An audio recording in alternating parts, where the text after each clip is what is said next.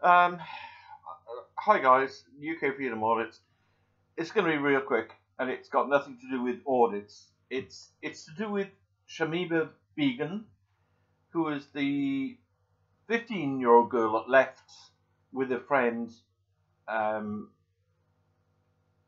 to join ISIS 4 years ago, and so now she had a baby, she had a son, she's 19 years old, and the Home Office has said, well, no, you're a threat, so we're not going to let you back to the UK.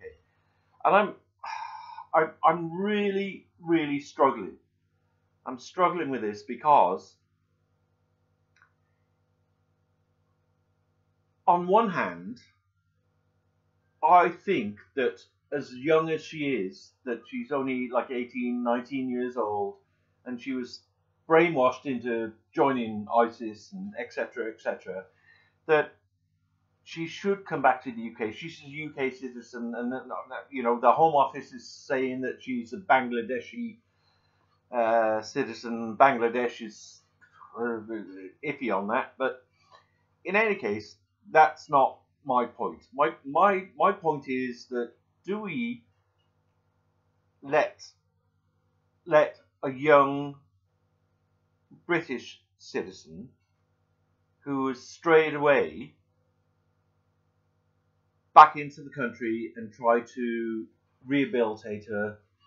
She'll do some time, and a son, innocent child, little baby.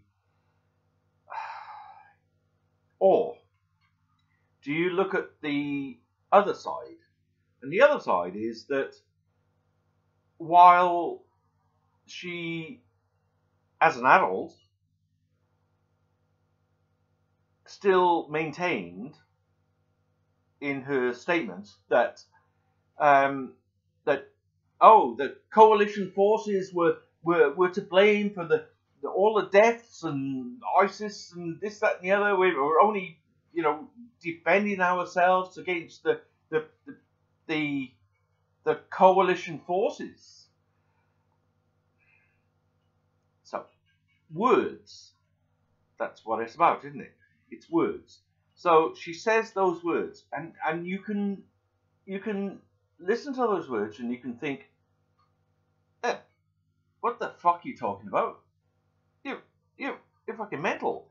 You know, coalition forces fighting against ISIS. They have every right to bomb your places, and the brainwashing has really entered her mind, hasn't it?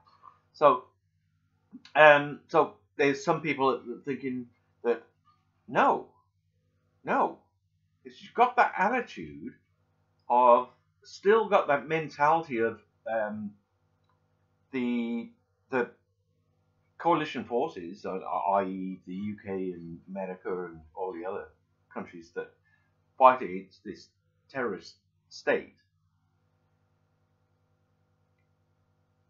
Then why should we feel compassion for her in her plight to get back to the UK? So there's a couple of sides, isn't there? Really, it's a couple of sides. I mean, where do you sit? I mean, I personally think that yes, she was groomed. I mean, she left at 15 years old. So come on, guys. She definitely was groomed. She's not fit and an adult enough to make that decision to go to Syria or whatever. But she did it, and she did it believing that what she was doing was true. Now that's the thing, because this is how kids, teenagers, get groomed by pedophiles. So it's the same, I believe it's the same type of conditioning that she went through. And she succumbed to it. So I think, personally, that she should be allowed back to the UK, because I think we need to give her some compassion. And I don't know her. and she's still maybe talking about negatives about the UK and about the coalition bombing, innocent people and that, but she's too young, just doesn't understand. So I think there's a good chance that she could, well, actually, I think there's a more or less 100% chance that, given the right help in the UK, through, well, she'll have to do some time. Well, that's a given. But I think that she could do. She could be a positive influence in the future to other younger girls who are perhaps getting conditioned by the Islamic State, or because the thing is, in the UK there's a lot of that goes on, a lot of conditioning, and it's at your teenage years. When you're a teenager, that's where you're most vulnerable, and this girl she was very, very vulnerable, along with a friend. We don't hear too much about her friend, but so anyway, that's my take on it. I believe that Shamima, Begum, however you pronounce it, I believe that the Home Office should allow her back into the UK. She'll have to face the UK justice system. Well, if she's prepared to do that, that's fine. Do it. And even if she still has, at the present, those attitudes that were brainwashed into her, then the UK government still has a responsibility to let her in, deal with her, look after her son, because in a refugee camp,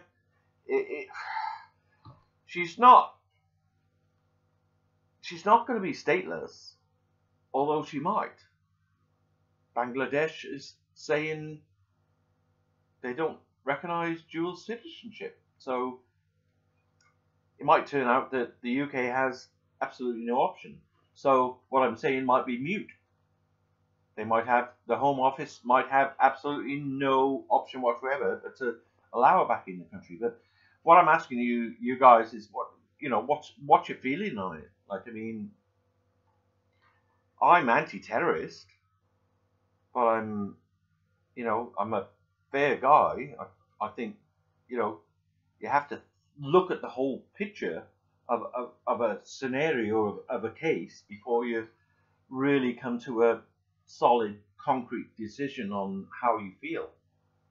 Anyway, UK Freedom Audits, babbled on. It's over 8 minutes now, so have a good evening. Take care.